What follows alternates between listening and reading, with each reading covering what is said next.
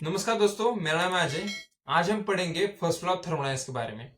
तो चलो शुरू करते हैं। देखो बच्चों, फर्स्ट लॉ ऑफ थर्मोडायनेमिक्स में या फर्स्ट लॉ सॉरी थर्मोडायनेमिक्स में हम एक ही चीज के बारे में पढ़ते हैं, वो है एनर्जी।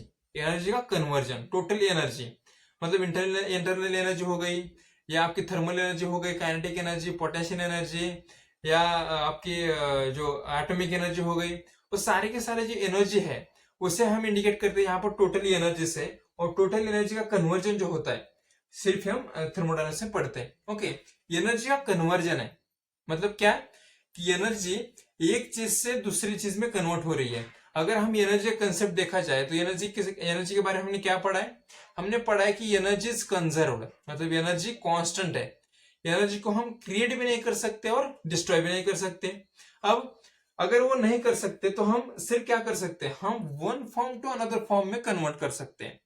हम एनर्जी को क्रिएट भी नहीं कर सकते और डिस्ट्रॉय भी नहीं कर सकते, सिर्फ क्या कर सकते हैं? वन फॉर्म टू, एक रूप से दूसरे रूप में हम कन्वर्ट कर सकते हैं। कैसे? अब देखिए, आपका आपका अगर आपकी बाइक का एग्जांपल लिया जाए तो बाइक में क्या डालते हैं आप? पेट्रोल। अब पेट्रोल पेट्रोल कहां से कहां गया?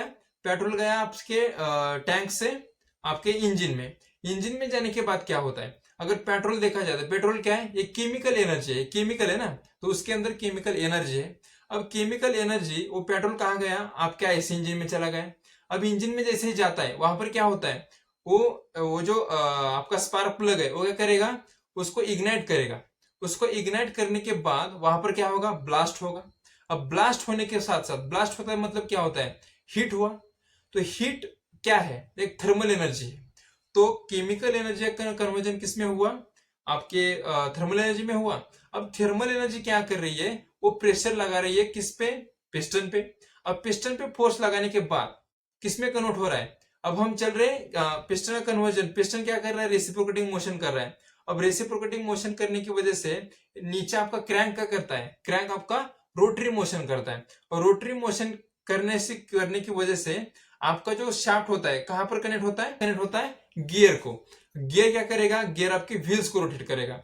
मतलब आपने पेट्रोल एक केमिकल एनर्जी है, उसका कन्वर्जन किस में किया? थर्मल थर्मल में कन्वर्ट किया, ब्लास्ट होता है। अब ब्लास्ट ने क्या किया? पिस्टन पे कन्वर्जन, पिस्टन पे फोर्स लगाया तो पिस्टन की वजह से हमारा क्या हुआ? व्हील रोटेट हुआ। तो it is a chemical sorry mechanical energy. तो chemical energy to thermal energy to mechanical energy, मतलब यहां पर जो एनर्जी है वो कांस्टेंट है, एनर्जी कहीं पर नहीं गई, सिर्फ one form to another form में कन्वर्ट हुई है। One form to another form में कन्वर्ट हुई है। तो यहां पर हम थर्मोडायनेमिक्स में यही पढ़ेंगे कि एनर्जी कहां से कहां कन्वर्ट कर रही है, कैसे कन्वर्ट कर रही है, इसके पीछे का साइंस क्या है, ये क्या कहता है। ओके, अभी मैंने एक्सपेरिमेंट लिया है, ये जो एग्जांपल लिया है या एक्सपेरिमेंट लिया है, ये जूस ने दिया था। अब इसका क्या देखिए, ये थर्मोडायनेमिक्स में कैसे हमारी मदद करता है, थर्मोडायनेमिक्स में समझने को, थर्मोडायनेमिक्स समझने को। ओके, तो चलो शुरू करते हैं। ओके, एनर्जी का तो आपको पता चला, एनर्जी क्या है, क्यों है, वो किसका कन्वर्जन कैसे होता है, आपने देख लिया। तो देखो, फर्स्ट लॉ थर्मोडायनेमिक्स, अब ये क्या कहता है? ये कहता है कि ये कहता है कि cyclic integral of D Q is equal to cyclic integral of D W. इसका क्या मीनिंग है? ये कह रहा है कि क्यू का समेशन करो, Q1 प्लस Q2, कितनी भी हीट होगी आपके अंदर, कितने पार्ट में हीट होगी, उसका summation is equal to W1 plus W2 plus W3। मतलब अगर मैं हीट का समेशन करूं इज इक्वल टू किसका समेशन आएगा? वर्क का। मतलब मैं हीट को पूरी तरह से वर्क में कन्वर्ट करता हूं, कन्वर्ट कर सकता हूं, वर्क को पूरी तरह हीट में कन्वर्ट कर सकता हूं। ये कौन कहता है? फर्स्ट लॉ ऑफ थर्मोडायनेमिक्स से कहता है। अब हमें ये प्रूव करना है। देखिए कैसे, हमें क्या करना है? प्रूव करना है कैसे आता है। अब देखिए, ये लिया था, ये एक्सपेरिमेंट किया था जूल्स ने। अब जूल्स क्या कहता है, देखिए जूल्स ने एपरेटस लिया था, ये है इनक्लोजर। इसका कहते हैं इनक्लोजर कहते हैं। ये एडियाबेटिक वॉल्स है, मतलब रिजिड वॉल्स है, यहां से हीट अंदर भी नहीं जा सकती और बाहर भी नहीं आ सकती। अब हीट तो यहां पर जीरो हो गई, हीट यहां से बाहर भी नहीं आ सकती, यहां से अंदर भी नहीं जा सकती। अब ये अंदर है लिक्विड, लिक्विड आप कुछ भी ले सकते हैं, जैसे कि वाटर, कुछ भी आप लिक्विड ले सकते हैं या आप गैस भी ले सकते हैं। ओके, अब इसके अंदर लिक्विड है, ये है थर्मोमीटर। ये क्या करेगा, ये टेम्परेचर को मेजर करेगा। इस लिक्विड के अंदर जो भी कन्वर्जन हो रहा है टेम्परेचर का, एक कौन कैलकुलेट करेगा, ये थर्मोमीटर इंडिकेट करेगा। अब ये है फैन, ये रोटर, ये स्ट्रिंग और ये वेट। इस वेट को हमने ये पुली है, तो पुली के सपोर्ट से हम क्या कर रहे हैं, इसे नीचे वेट हैंग कर रहे हैं। अब वेट को मैंने क्या किया, अब यहां से एक्सपेरिमेंट शुरू होगा, हमारा एक्सपेरिमेंट यहां से शुरू होगा। अब देखिए मैंने वेट को क्या किया, धीरे से नीचे की तरफ लाया। मैंने क्या किया, वेट को धीरे से नीचे की तरफ लाया, तो ये क्या करेगा, इसको अटैच है, इसको ऐसे राउंड तो ओन किया है उसे, तो क्या करेगा, और जैसे जैसे हम नीचे आ रहे हैं वैसे वैसे रोटर घूमेगा। ये क्या करेगा, रोटर घूमेगा, तो अंदर रोटर घूमने की वजह से ये अंदर का फैन भी घूमेगा, है कि नहीं, फैन घूमेगा। अब फैन घूमने की वजह से क्या हो रहा है, अंदर के मॉलिक्यूल्स भी घूम रहे हैं। मतलब जब आप पानी में, आपने वो ईडी तैयार किया होगा ना, पानी में बचपन में ऐसे खेलते, देखो ऐसे ऐसे करते हैं बकेट में, तो क्या होता है, आप जब पानी के अंदर ऐसे ऐसे हाथ ऐसे करते हो तो क्या होता है, पानी भी आपके हाथों के साथ साथ घूमने शुरू करता है कि नहीं। वैसे ही यहाँ पर ये फैन घूमने की वजह से ये मॉलिक्यूल्स भी घूमेंगे और ये क्या करेंगे, काइनेटिक एनर्जी को एक्वायर करेंगे। काइनेटिक एनर्जी, जब ये मॉलिक्यूल्स घूमते हैं तो क्या करेंगे, काइनेटिक एनर्जी होंगी इनके अंदर, और काइनेटिक एनर्जी की वजह से ये मॉलिक्यूल्स एक दूसरे के ऊपर टकराएंगे। कुछ मॉलिक्यूल्स इस वॉल पे टकराएंगे, कुछ मॉलिक्यूल्स खुद के ऊपर टकराएंगे, एक दूसरे के ऊपर टकराएंगे, तो उसकी वजह से फ्रिक्शन जनरेट हो रहा है। उसकी वजह से क्या हो रहा है, एक मॉलिक्यूल दूसरे मॉलिक्यूल पे टकराने के बाद क्या हो रहा है, फ्रिक्शन जनरेट हो रहा है, और फ्रिक्शन की वजह से उनके अंदर हीट जनरेट हो रही है कि नहीं। आप ठंडी में देखो, आप हाथ ऐसे रगड़ते हो, ऐसे हाथ ऐसे करते हो ना, क्यों, एक दूसरे के ऊपर हाथ घिसते हो, तो वहां पर क्या होती है, हीट जनरेट होती है फ्रिक्शन की वजह से। वैसे यहाँ पर ये मॉलिक्यूल्स एक दूसरे के ऊपर टकराएंगे और फ्रिक्शन जनरेट करेंगे, फ्रिक्शन की वजह से हीट जनरेट होगी, और हीट की वजह से क्या होता है, टेम्परेचर बढ़ता है, और टेम्परेचर जो है वो कौन कैलकुलेट करेगा, ये थर्मामीटर। ओके, कौन कैलकुलेट करेगा, ये थर्मामीटर। अब देखो मैं आपको एक और एक्सप्लेन करता हूं, मतलब मैंने एक्सप्लेन करना रह गया था। ये है सराउंडिंग, पूरा का पूरा ये क्या है, सराउंडिंग है, और ये सिस्टम है, इसे क्या कहते हैं हम, सिस्टम। ओके, आपने सिस्टम सराउंडिंग, जो सिस्टम सराउंडिंग या बाउंड्री, इसके बारे में आपने पढ़ा होगा, आपको पता ही होगा। तो है सिस्टम, ये पूरी तरीके से हम क्या कर रहे हैं, वेट का, आप जो वर्क है किस पे लगा रहे हो बेटा, आप वर्क किस पे लगा रहे हो, सिस्टम पे लगा रहे हो। ये सिस्टम, ये सराउंडिंग, सिस्टम को छोड़ के सारा का सारा क्या होगा, सराउंडिंग। मतलब सराउंडिंग क्या कर रहा है, सिस्टम पे वर्क कर रहा है कि नहीं। सराउंडिंग क्या कर रहा है, वर्क, सिस्टम पे वर्क कर रहा है, और उस वर्क की वजह से सिस्टम के अंदर क्या हो रहा है, टेम्परेचर में चेंजेस आ रहे हैं। तो पहला टेम्परेचर T1 था, इसका भी सराउंडिंग का टेम्परेचर T1 है, इसका भी टेम्परेचर T1 है। अब जब वेट मूव होने की वजह से, ये फैन घूमने की वजह से, मॉलिक्यूल्स के अंदर फ्रिक्शन होने की वजह से हीट जनरेट हुई, और हीट की वजह से टेम्परेचर बढ़ा, मतलब T1 से T2 चला गया, मतलब T2। अब इसका टेम्परेचर क्या है, T2। पहले तो एटमॉस्फेरिक, इस सराउंडिंग का मतलब क्या है, एटमॉस्फेरिक टेम्परेचर है। अब एटमॉस्फेरिक टेम्परेचर T1 था, और अंदर का टेम्परेचर वो भी T1 ही था, दोनों का टेम्परेचर एक ही था। अब जैसे हमने वेट घुमाया और इसके अंदर जो बिहेवियर चेंजेस हुए, तो उसकी वजह से इसका टेम्परेचर T1 टू T2 चला गया, है कि नहीं, T1 टू T2 चला गया। अगर हम ग्राफ में देखा जाए तो देखिए, मैं आपको ग्राफ में बताता हूं। मैं यहां पर था, पहले क्या था, मेरा यहां पर वेट था, मैंने क्या किया, उसके ऊपर वर्क लगाया, वर्क लगाने के बाद मैंने क्या किया, वर्क कहां पर लगाया, मैंने यहां पर एक पोजीशन पे थी, ये दूसरा पोजीशन है, 1 to 2 मैंने क्या किया, वर्क लगाया। ओके, वर्क मैंने लगाया 1 to 2। अब उसकी वजह से हमें क्या मिला, हीट मिला, है कि नहीं। वर्क लगाने के बाद यहां पर मैंने वर्क लगाया, तो मुझे इसके अंदर हीट मिला, तो टेम्परेचर बढ़ा। यहां पर टेम्परेचर कितना था, T1 था, यहां पर टेम्परेचर T2 होगा। अब मैंने क्या किया, अब जूल्स लॉ क्या कहते हैं, देखिए जूल्स क्या कहते हैं। अब क्या करो, ये जो रिजिड वॉल्स है इनको निकाल दो, इनको क्या करो, निकाल दो। अब निकालने के बाद क्या होगा, यहाँ पर जो हीट थी अब एक्सचेंज होने लगेगी, क्योंकि रिजिड वॉल हमने निकाल दिया यहाँ से, ये फ्री टू एटमॉस्फेयर है। अब यहाँ से जो हीट जनरेट हुई थी इसके अंदर, T2 टेम्परेचर इतना था उसका, अब वो क्या करेगा, ये वॉल्स हटा दो। अब ये जो बॉडी है इसके अंदर का जो लिक्विड है, ये लिक्विड क्या करेगा, अब देखो T1 is greater than T2 is greater than T1, है कि नहीं? मतलब इसका बॉडी का टेम्परेचर जो था अब T2 है, और T2 T1 से ज्यादा है, मतलब अंदर का टेम्परेचर ज्यादा है ना। पहले T1 इज इक्वल T1 था, अब T1 इज इक्वल T1 था, अब T2 is greater than T1।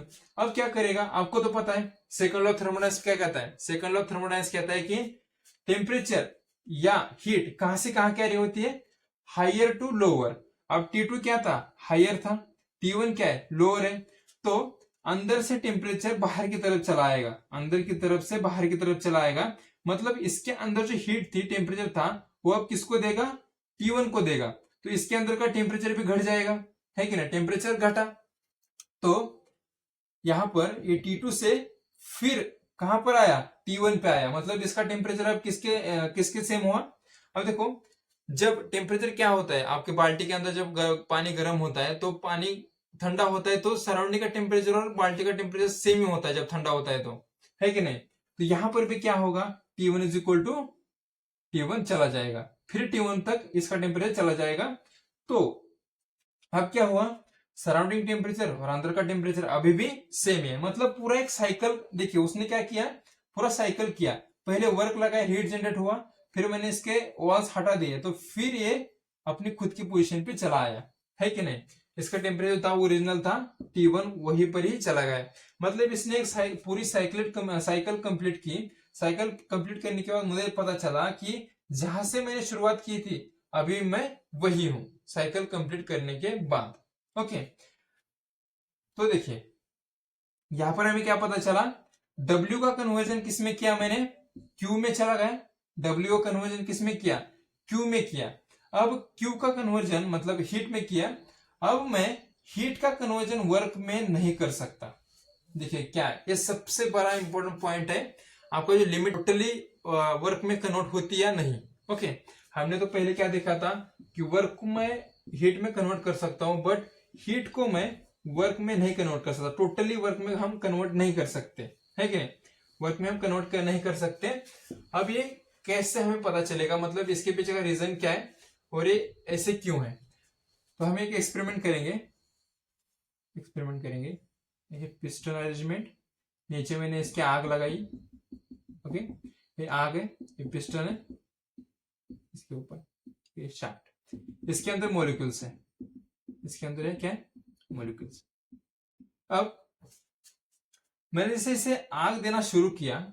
अब जैसे मैं इसे आग दे रहा हूं तो अंदर के मॉलिक्यूल्स क्या करेंगे, खुद को पहले क्या करेंगे, खुद का पेट भरेंगे। पहले देखिए करप्ट ऑफिसर क्या होता है, आप अगर आप किसी करप्ट ऑफिसर के पास चले गए और आपको कुछ काम हो उसके पास, तो इंपॉर्टेंट काम है, तो वो क्या करेगा, वो बोलेगा कि पहले मुझे रिश्वत दो, मतलब मुझे कुछ पैसे दो, मैं आगे जाके आपका काम कर दूंगा। तो ये जो रिश्वत होती है, तो मैंने पहले क्या किया, इसे हीट किया।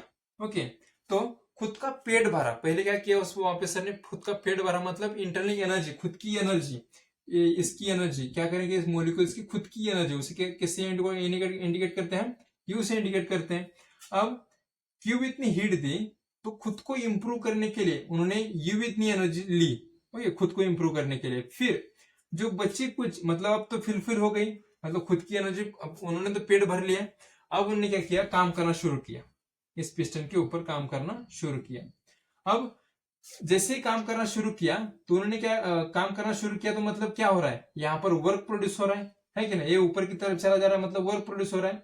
तो क्यों इतनी हीट देने के बाद पहले तो एनर्जी में कन्वर्जन हुआ, फिर इन्होंने फुलफिल की, फिर वर्क में कन्वर्जन हुआ। मतलब क्यू का जो टोटली कन्वर्जन है वो कितना है, U प्लस W।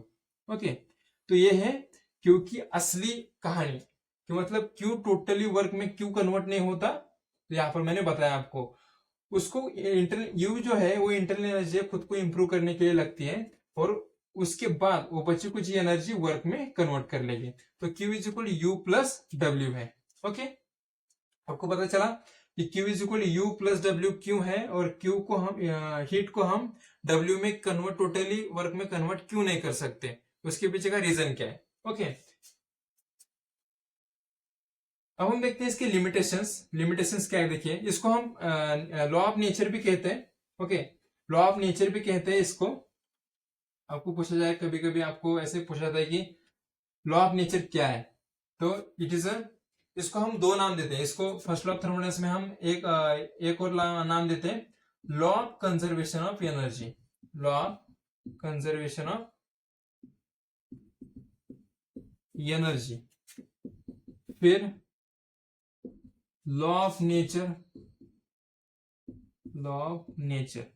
ऐसे इसके दो नाम है, तीन नाम है। Okay, first law of thermodynamics, law of conservation of energy, फिर लॉ ऑफ नेचर। ये तीन नाम है इसके। इससे हाँ आपको कहीं से पूछा जाता है कि law of conservation of energy बताइए, फिर लॉ ऑफ नेचर बताइए, ऐसे होता है। अब देखिए, it does not tell about direction, मतलब टेम्परेचर या हीट कहां से कहां जा रही है, लोअर टू हायर जा रही है या हायर टू लोअर जाइए, इसके बारे में कुछ नहीं बताता। इसके बारे में कौन बताता है, सेकंड लॉ ऑफ थर्मोडायनेमिक्स बताता है कि लोअर टू हायर जा रहा है। Okay, sorry, higher to lower जा रहा है। अब दूसरा देखिए, दूसरा, it does not tell about, it does not tell about किसके बारे में नहीं बताता, ये बताता नहीं है कि ये जो प्रोसेस है ये स्पॉन्टेनियस है या नहीं। स्पॉन्टेनियस का क्या मतलब है, स्पॉन्टेनियस, स्पॉन्टेनियस और नॉट। स्पॉन्टेनियस का मतलब क्या होता है, नेचुरल है या नहीं, मतलब ये नेचर में एक ऐसा कुछ आपको दिखाई देता है या नहीं, नेचुरल है क्या नहीं। मतलब क्यू का कन्वर्जन किस में हो रहा है, यू प्लस डब्ल्यू में हो रहा है, तो क्यू का कन्वर्जन डायरेक्टली डब्ल्यू में नहीं हो रहा है।